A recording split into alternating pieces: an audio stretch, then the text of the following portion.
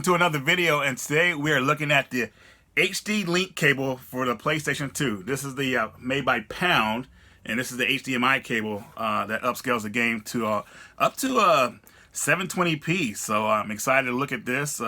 This was sent to me by Castlemania Games. I'll leave a link in the description.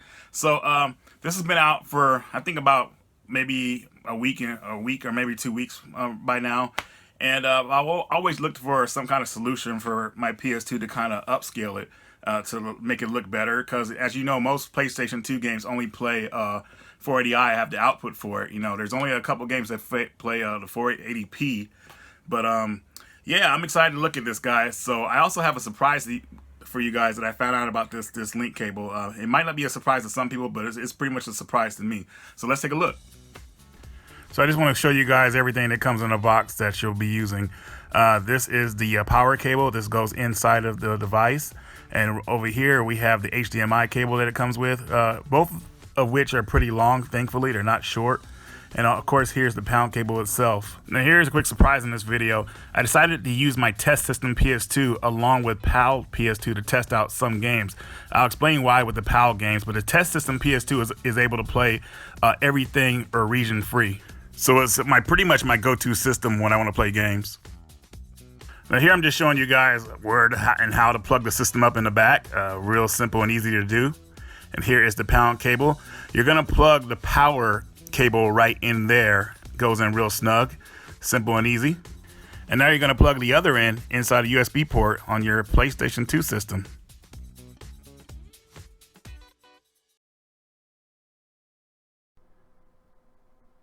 Alright guys, so when you start the system up, make sure if you see this green screen first, go to your system configuration. And once you go there, you go to an option where I believe it says component. Change your settings to RGB. Once you do that, everything will look normal again. Now, first game I wanted to show you guys is Resident Evil Outbreak through Composite. This is one of my favorite games to play on the PS2, and I thought it'd be the perfect game to show you an example of. Now, here's a game of Composite. Gonna just pretty much just show you some gameplay. The game actually looks good on Composite. I mean, people may not agree with me, but I still think this game looks good. Well, I'm just gonna play to a certain point, and just kind of like show you guys, just kind of get you familiar with the graphics of Composite with this game. Wow, looking at this game, I see how much I miss it. Seriously, this game is a awesome game. I miss the online play with this game back in the day. It used to be a lot of fun. Thankfully, you could play single player as you're seeing here. But golly, when it was online back in the day, it was lit. Despite not having voice chat, which was pretty lame at the time. And when I say it didn't have voice chat, basically it had in-game commands that made characters communicate with each other. It was okay once you got it to work, but most of the time when we play this game, we use our cell phones to communicate. That was our live chat back in the day. But here, I'm just kind of just showing some of the cinematics here in the game. And this is the last part here where you can actually nail the door shut. Well, not shut, but you could put a barricade on the door, which was pretty hilarious for locking people out, like unruly players at that time. Now here we're going to take a look at the HDMI with the HDMI Pound cable. As you can see, it's pretty dark right now, but it does that well pretty much all the games. But what you could do in the settings of most games is you can actually change it and brighten the game up a little bit. You'll most likely have to do that with most of the games. That's totally fine. I'm just going to brighten this up a tad bit more. We'll put it up to 25. Yeah, that looks good. Now, here it is in HDMI. I like it. I don't know what resolution this is. I think this pretty much goes all the way up to 720, so that maybe we're looking at this in 720. I'm not sure. But this is how the device looks. So it looks pretty good. I'm actually impressed. I like seeing this game look better than Composite. I'm very impressed with it. And pretty much here, I'm just going to pretty much show you the same parts I went through in the last game with Composite. I just really like showing footage of this game, Resident Evil Outbreak. Hopefully, there's some Resident Evil Outbreak fans out there in the comments. Let me know.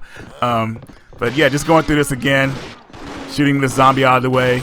It already looks a lot better and sharper to me. I actually cut out the load times here, thankfully, because this game, if you play it without a hard drive, the load times are pretty Well, they're not bad enough to where you could go make a sandwich, but they are kind of like annoying because there's so many of them.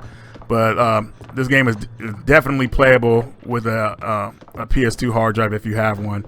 And now we're just going to go to the same part where I just nailed the door shut, well, barricade it. And you can still see how everything looks really good here. And small load time. And there we go.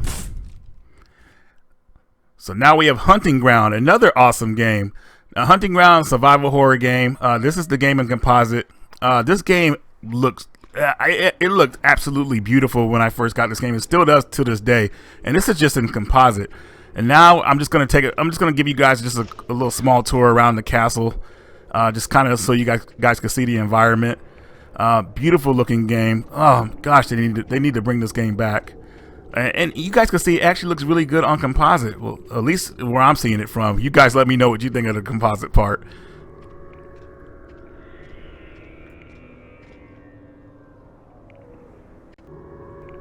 And now here's with the HDMI cable. You could probably notice it's a bit darker, which, yeah, like I told you before, some games will be darker, but like I said, just change your settings and you can brighten it up. I looked for in-game settings to brighten this game up, and it didn't have any. So I'm not sure how it looks to you guys right now. It looks a bit dark to me, but it does look sharper and better. You could probably just, like, if you're using this cable for this game, you could probably just change the settings on your television and brighten it up if you want. Looks really good to me, very impressive. But I noticed with this device, I tried to play progressive scan and it didn't work with that. I don't know if it's just would meet the game, but it didn't work with any games where I tried progressive scan with it that came with progressive scan in the game. All right, so those are two of the American PS2 games. Now here's the funny thing. I tried one of my PAL European games, which is Ghost Vibration, just to see if it would work because I could never get that game to work. Let's take a look at the results.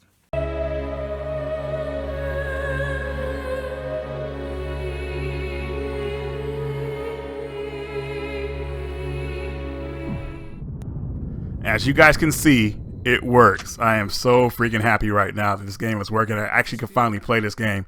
When I tried to play it before, it was just all scrambled with the signal when I tried to use my regular device for it. So this is great. I'm really happy with this. A lot of PAL games don't come with the option for NTSC or NTCS or whatever it is. Sorry, but but yeah, this is definitely one of them. And now I'm able to play this game on a modern television. I'm very happy about that. Just to give you guys a little insight, this game plays like if it was a Ghostbusters, the game mixed with a little bit of Ghost Hunter. Pretty much what you see is how it plays. I am about to have a lot of fun with this game. This is a hidden gem, totally.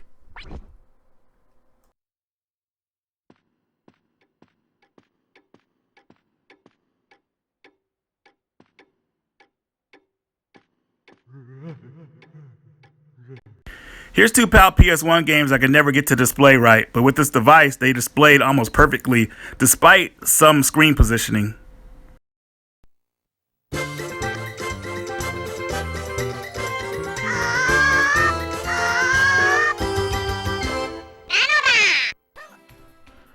And now I'm finally getting to see Yo-Yo Puzzle Park. Now, as you can see, the position of the screen is a little bit, it's cut off. I'm sure there's a way to fix that. I just wasn't able to do it in time for this video.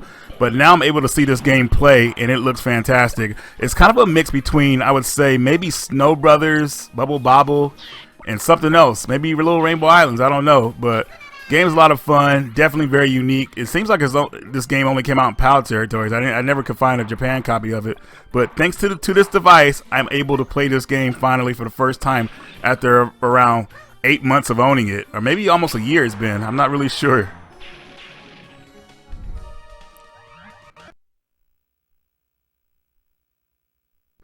So Star Exum is a mix between, I don't know what to say about it. It's more of like a spaceship simulator, but it's mixed with kind of like a story mode where you get to walk around your cabin and talk with people. Kind of reminds me of like an RPG, kind of like Final Fantasy 7 or 8, when you go around talking, asking people questions, seeing what's going on with the mission. This game would never display properly at all. It was all over the place. I couldn't even play it because it was like black and white and it was a scrambled screen. But with this device, this is my first time actually playing this version of it, an English version, properly. So I'm really impressed with that. I don't know too much about the game because as of this video, I've only played a little bit of the beginning, but very impressive so far for what I've seen of it. You go on missions, you take off with your ship, and you go out in outer space. You either protect the base or go to certain planets to bring back certain items you need to help build your ship up. So yeah, Star Axiom, a very good looking game. Happy I'm able to play it again, and this is the last game I'm going to show off. So hope you guys enjoy what you're seeing here.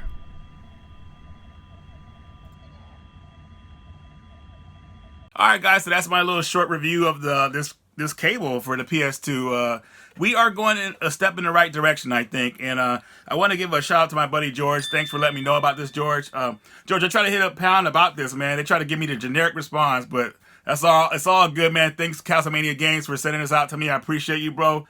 Like I said, I'll leave a link in the description where you can buy this from, and like I said, they're going in the right direction with this. I think for a little over $30, you could get a decent device. What I really like about it the most is being able to play those PAL games in great resolution, and you just being able to play them at all. Because before I got this device, I couldn't really display them properly, so it was really hard to get those games to work. But anyways, guys, that's all I got for you guys. Radical Reggie, and I'm out of here.